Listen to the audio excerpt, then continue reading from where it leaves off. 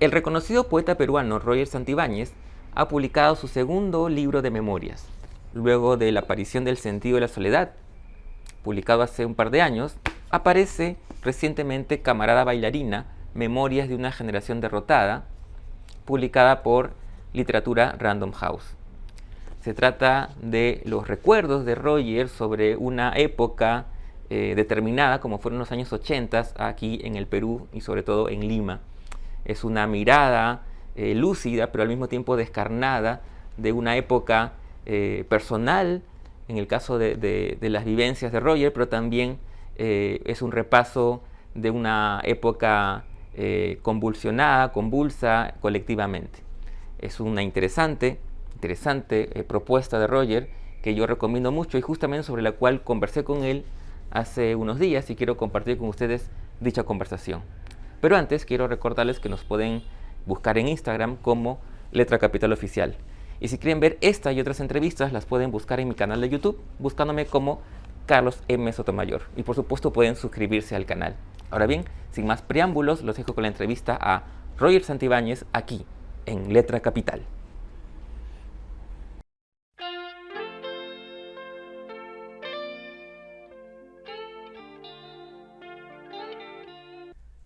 Hola Roger, ¿cómo estás? Primero que nada, gracias por tu tiempo. Siempre es gratísimo verte y conversar sobre diversos temas, sobre todo sobre literatura y sobre libros.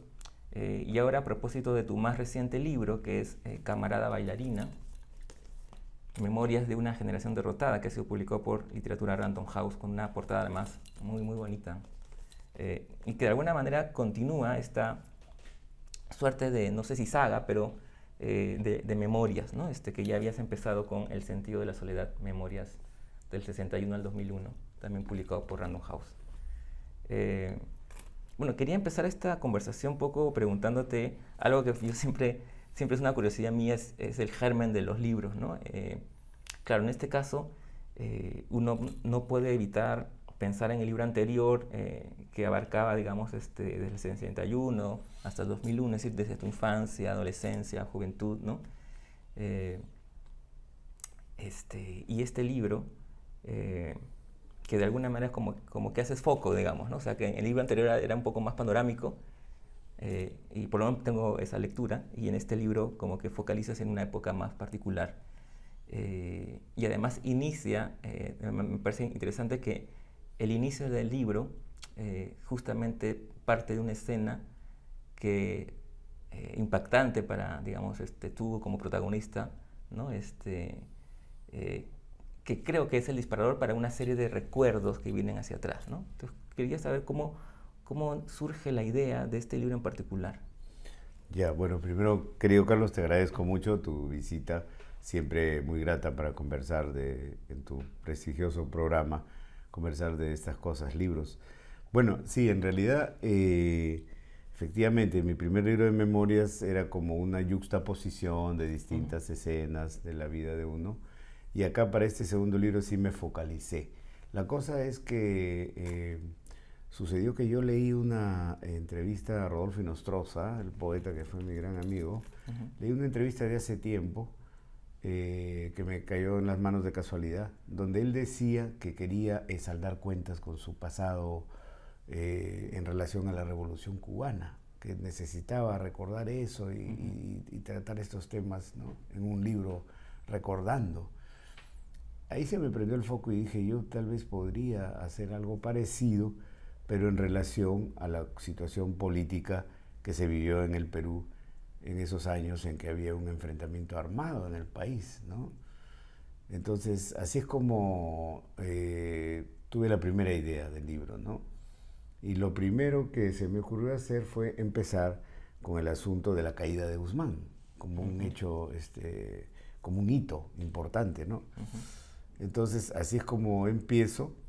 Y es verdad que a partir de ahí entonces se me vinieron una serie de memorias relacionadas al tema del conflicto armado, quiero decir. Ujú. Y entonces tomé apuntes de casi todas las memorias que se me venían y con esos apuntes más o menos hice una especie de esquema, como una columna vertebral de lo que podría ser el libro y entonces ya me aventé a escribir, ¿no? Página Ujú. por página Y la verdad es que se me iban viniendo más y más recuerdos cada vez que escribía, ¿no? Entonces es un libro que se ha ido creando conforme lo iba escribiendo. Eso es lo que ha pasado, ¿no? Ujú. Ahora, mientras leí el libro y pensaba en el, digamos, subtítulo, o en la bajada del título del libro, esto digamos, de una generación derrotada, pensaba que, claro, el libro de alguna manera plantea una especie de saldar cuentas con una generación en un momento determinado, a partir de una mirada bastante crítica o autocrítica de esa época, ¿no? Eh, pero antes de mencionar eso, o de ahondar en esa parte, me gustaría también preguntarte algo que tiene que ver con una decisión de escritor, ¿no? El hecho de que tú, a diferencia de las memorias anteriores que eran en primera persona, aquí hay un narrador en tercera, ¿no? Y tú eres un personaje importante, pero más dentro de la historia. Eso tiene que ver, es una especulación mía, por supuesto, pero digamos, si planteabas hacer un balance de una generación, la idea era incluirte dentro de esa generación y no ser benevolente contigo mismo tampoco. O sea, digamos, la decisión de hacerlo en tercera persona va por ahí. Pues te digo sinceramente que no lo había pensado, ¿no? Ujú. Pero podría ser. Es decir, yo me salió así cuando empiezo la narración en tercera persona. Ujú. Fue un impulso que se me dio y bueno, salió así. Lo leí, lo releí y me pareció que estaba bien, el primer capítulo, ¿no? Y entonces tomé distancia y dije, esto me parece que está bien, así digamos, es una buena decisión crear un personaje, crear un alter ego de Ujú. mí mismo para integrarlo dentro de la narratividad o dentro de la narración como un personaje que no soy yo, en cierto modo, aunque Ujú. claro, por supuesto que el lector inmediatamente comprende que soy yo mismo, pero por lo menos hay un distanciamiento que se está planteando, que es lo que me pareció que estaba bien para el tono del libro. Ujú. Ahora, eh, el libro, como decía, pues de alguna manera nos permite una reflexión sobre una generación que, digamos, que vivió el tema de la violencia armada, de la violencia política, del surgimiento de Sendero, eh, empatado con un auge de ciertas ideas o ciertos idealismos de izquierda, ¿no? Digamos que venía un poco de la Revolución Cubana, el Che, ¿no? Eh, y claro, hay un momento como de efervescencia que en algunos casos ese idealismo se va radicalizando, que es lo que más o menos uno también encuentra al leer el libro, ¿no? Hay algunos digamos, que se radicalizaron, ¿no? Y terminaron algunos otros en grupos como Sendero Luminoso. Sí, claro, lo que pasa es que cuando yo hablo de generación me refiero a mi generación, pues no. Ujú. Mi generación fue una generación que creyó en la revolución, ¿no? La utopía de la revolución, la esperanza de la revolución en términos marxistas, comunistas, fue asumida por gran parte de los muchachos y muchachas de mi generación, ¿no? Entonces, Ujú. toda esta gente luchó por eso, hizo militancia política, creyó en la revolución, creyó en esas organizaciones, ¿no? Y lo hizo de la manera más honesta que te puedas imaginar, ¿no? Nosotros creíamos sinceramente que era posible cambiar la realidad y que era fundamental hacerlo para solucionar los interminables e infinitos problemas de nuestro país como sociedad. Pensábamos que ese era un camino correcto, pues, que se necesitaba hacer una revolución para cambiar todas las estructuras, ¿no?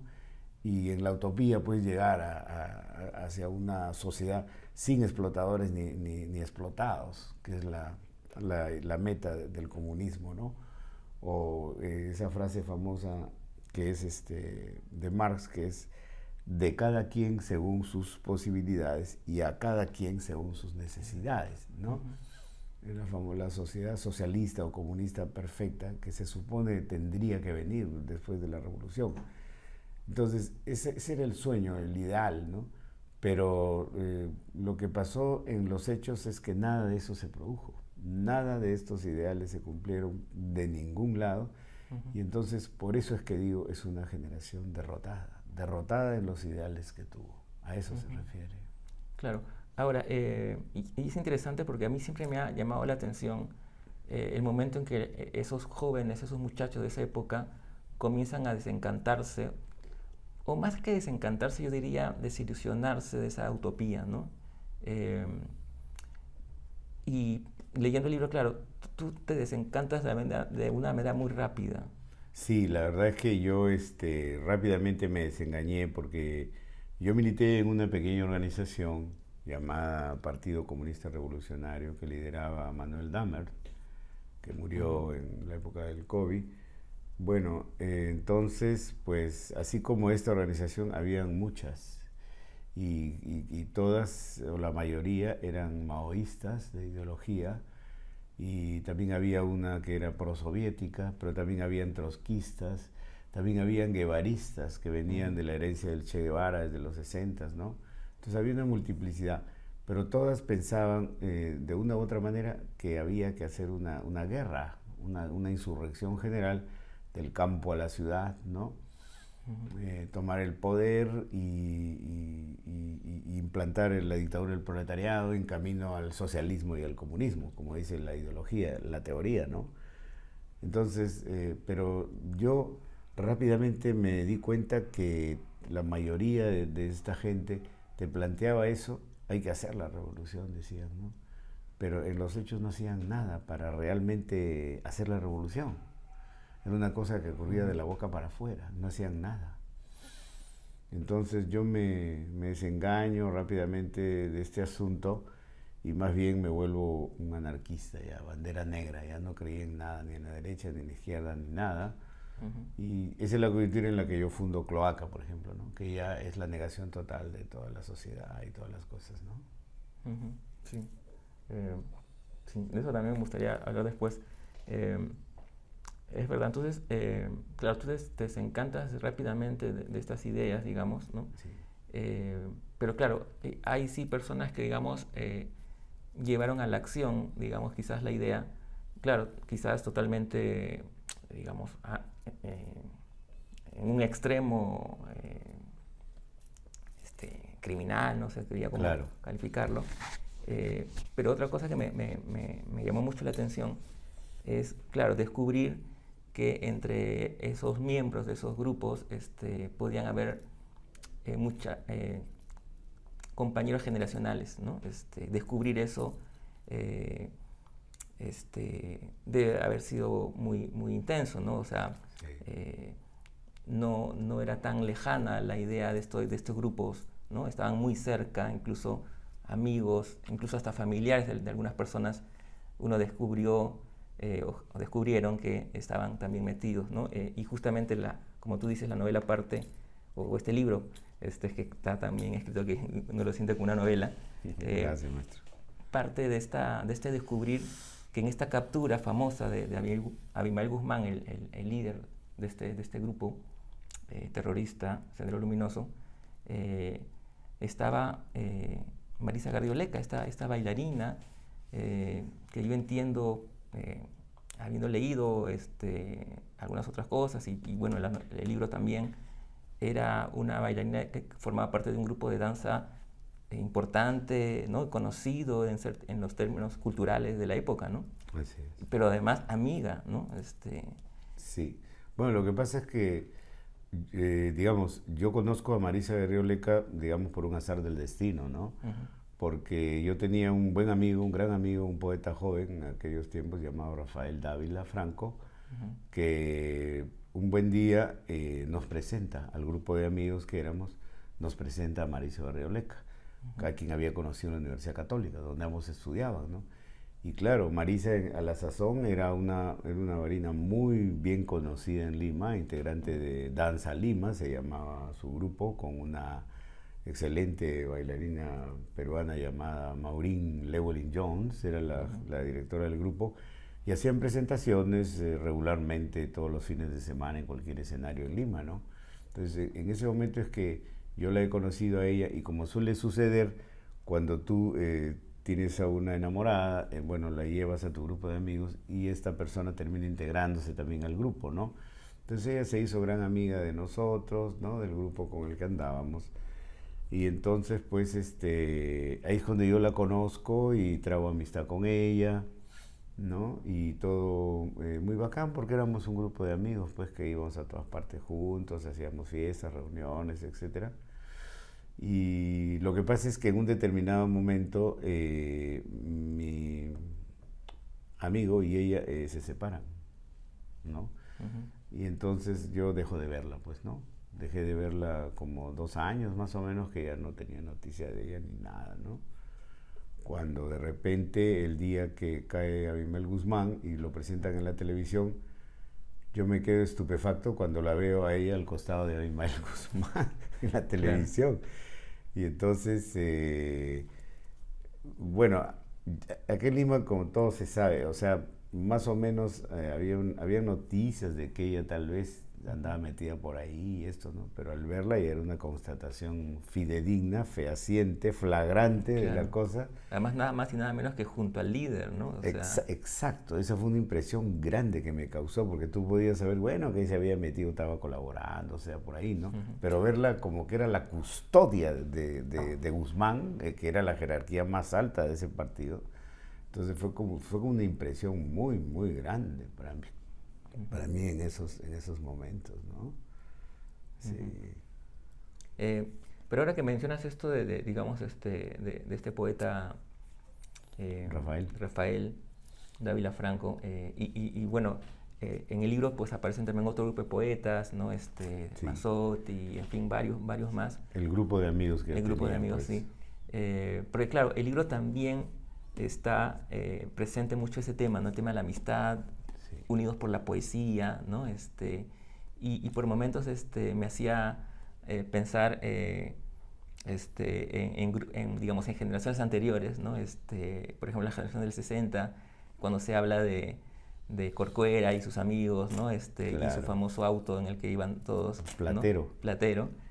Tú hablas de tu Datsun, ¿no? Sí. Que aparece en muchos momentos del libro. Es verdad, andábamos en mi Datsun para arriba y para abajo, que fue un carrito que me dejó mi padre al morir, el año 83. Así que yo andaba en el carro, pues, y sí, claro, con mis amigos ahí metidos para arriba y para abajo.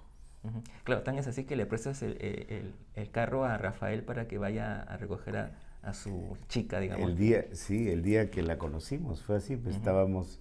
En esa época nosotros trabajábamos éramos el comité editor de un suplemento llamado Asalto al Cielo, que venía los domingos en un diario que se llamaba El Nuevo Diario. Y entonces, bueno, era un día lunes que estábamos chequeando lo que había salido el domingo y más o menos esbozando el siguiente número. Estábamos en un restaurante de la Avenida Brasil y en eso ha aparecido Rafa, que nos andaba buscando, y en un momento dice, uy, ahorita quedaba en recoger a una chica, ¿no? Pero si salgo ahorita ya no la voy a alcanzar, ¿no? Entonces yo agarré y le dije, toma, le di las llaves de mi carro y le dije, anda y la traes, ¿no? Efectivamente Rafa fue, regresó y ya pues nos dijo, les presento a Marisa, y nos impresionó enormemente porque era una muchacha muy, muy hermosa, sí. Claro, y también está el tema del periodismo, ¿no? De tu faceta, sí, como periodista, porque ahí no solamente, digamos, escribías ahí, también en Oiga, ¿no? Claro, en realidad yo trabajaba de planta en Oiga, ¿ya? Y o sea, y por esa razón, con otro nombre, con un seudónimo, que me lo tomé de un poema de Manuel Morales, uno de los que estuvieron en Hora Cero. Tiene un personaje de un poema que se llama Jack Quintanilla. Y a mí ese personaje siempre me había fascinado, entonces cogí ese nombre. Entonces mi nombre de trabajo ahí en Asalto al Cielo era Jack Quintanilla, ¿no? Y claro, porque yo estaba en Oiga, entonces no podía aparecer públicamente en el Nuevo Diario. Así usé ese seudónimo y así es como estuvimos en Asalto al Cielo como 14 o 15 números. Así fue.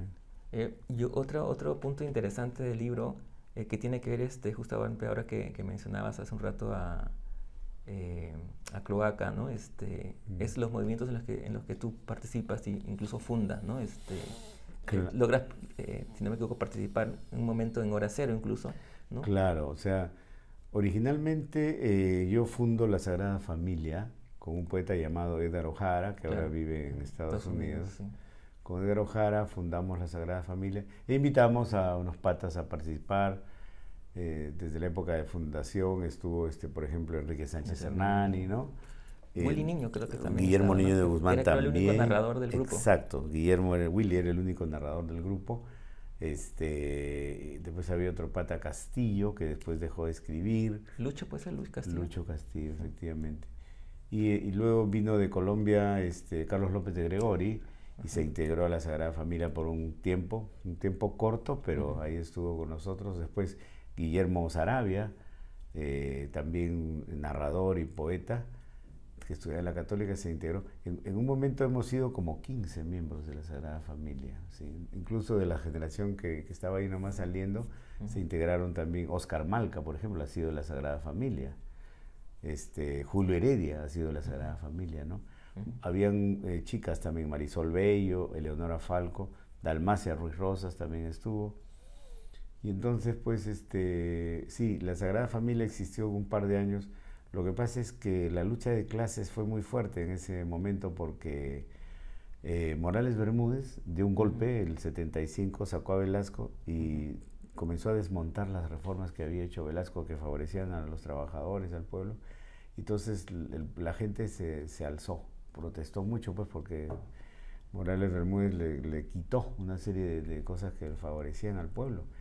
Y el punto más alto fue el paro nacional, que hubo el 19 de julio del 77, en que por primera vez, o sea, nadie fue a trabajar. Entonces fue un golpe muy fuerte para la clase empresarial, todo eso. Y ahí Morales Bermúdez se asustó y retrocede. Y dijo, ok, próximo año, elecciones para una nueva constituyente, el 80, elecciones generales, y ya, me voy, el ejército sale.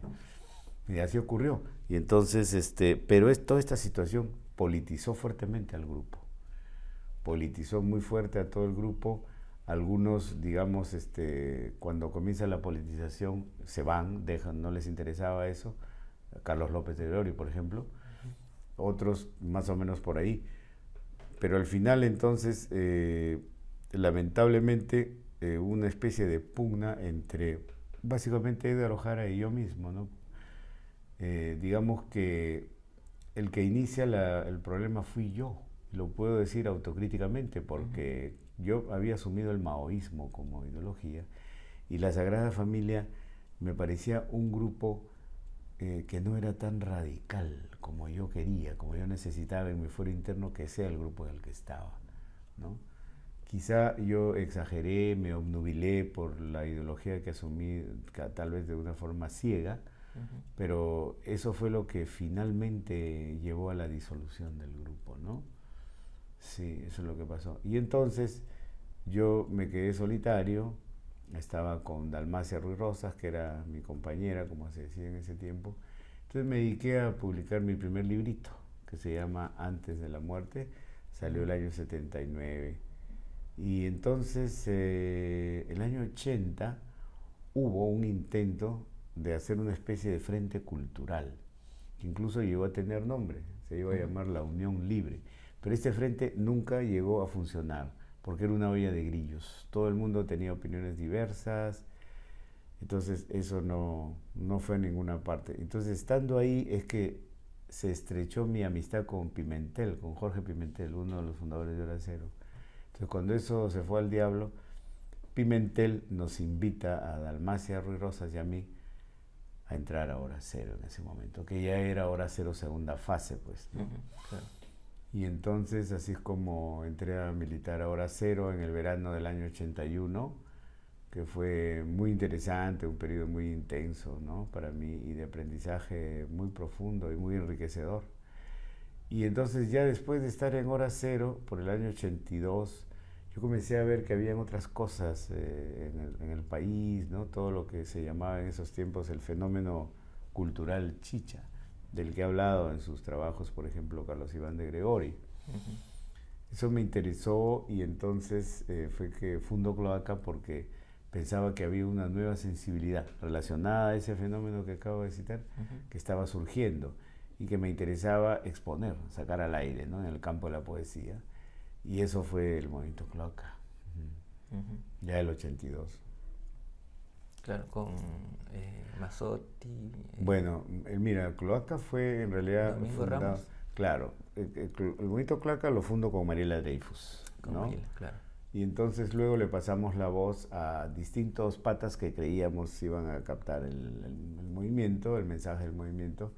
Entre ellos estaba, claro, Domingo de Ramos, era Domingo Ramos, sino que yo le sugerí que se ponga de Ramos para que nadie se olvide de él, ¿no? Por la fecha pues religiosa. Y Domingo de Ramos era alumno de Mariela Dreyfus en San Marcos, o sea, ella era jefa de práctica de un curso de metodología del trabajo intelectual. Y ella lo conoce y me habla de él, pero yo ya lo había conocido de vista a Domingo porque militaba en la misma organización maoísta que yo, ¿ya? En el PCR. Ya lo conocía y entonces ya le dije a Mariela, ya tráelo a la próxima reunión y entonces ahí estuvo Domingo. El pintor Polanco también lo invité y aceptó. En fin, varios muchachos de aquel momento. Y lo que pasa es que al final es que Mazzotti se integra como aliado de Cloaca, ¿no? En un determinado momento en la trama final de la historia del grupo. Ah, ok. Digamos Así que no fue. está desde el principio, sino, No, claro. así fue. Sí. Bueno, un poco para ir terminando, porque podríamos pasar horas conversando sobre esa época, sobre los idealismos, sobre la poesía, ¿no? Sobre la amistad. Visto a distancia, digamos, al Roy de esos años, ¿cuál es tu mirada, digamos, actual? Bueno, mirando en perspectiva, digamos, toda esa etapa que uno vivió, pues yo lo que te podría decir, Carlos, es que uno trató de vivir lo más intensamente posible que pudiera, ¿no? Y tratando de vivir con la mayor honestidad, con la mayor verdad de corazón, ¿no? Para ser consecuente con lo que uno pensaba, ¿no? Entonces, eso es lo que uno trató de hacer. Ahora, ¿eso se logró algo con eso? Creo que francamente nada, no se logró nada. Quizás lo único que se haya logrado es justamente esa buena historia de haber sido honesto con uno mismo, ¿no? Con uno mismo, de haber luchado por lo que uno creía justo, aunque la realidad nos hizo polvo, hizo añicos los sueños que teníamos. Pero lo importante es que tratamos de ser honestos de corazón con las cosas que nosotros pensábamos y con, digamos, las acciones, las actitudes que pensábamos teníamos que hacer en el proceso de esa liberación en la que creíamos, ¿no? De manera que eso creo que está vivo en los corazones de todos los muchachos y muchachas que participamos ¿no? masivamente en esa oleada generacional. Yo tengo la esperanza de que, digamos, esos sueños de alguna manera todavía iluminen, informen la vida cotidiana de toda esa generación a la que yo pertenecí.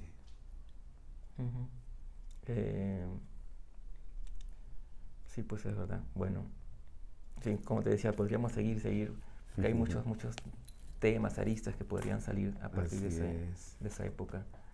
Muchas gracias, Roger, siempre es un placer conversar contigo y amigos, yo les recomiendo Camarada Bailarina, ya está en librerías y si no han tenido oportunidad de leer la anterior, pues también la pueden conseguir en librerías.